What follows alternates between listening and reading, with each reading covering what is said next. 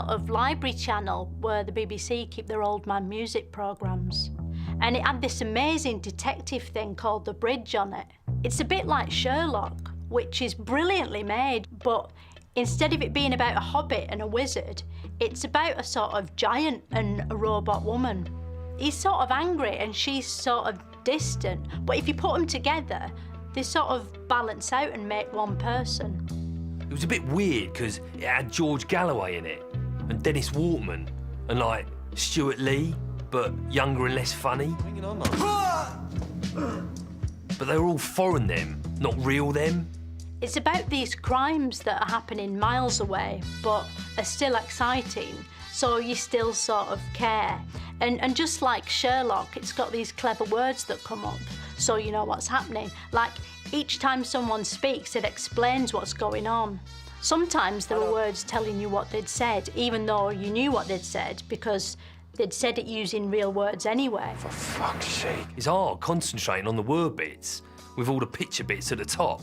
I think maybe the way to do it is to watch it once for the words and then again for the pictures. The man policeman's Danish and the woman policeman's Swedish, but even though they speak two different languages, they don't need subtitles to talk to each other because they're both foreign. So, like, even though I need subtitles to understand them, they wouldn't need subtitles to understand me because to them, I'm foreign, which they are too.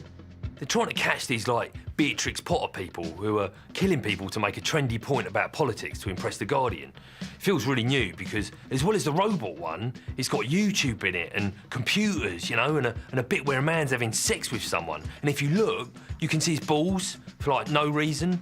Thing is, it's not a nice foreign land like in a holiday programme. It's really cold and there's all murders.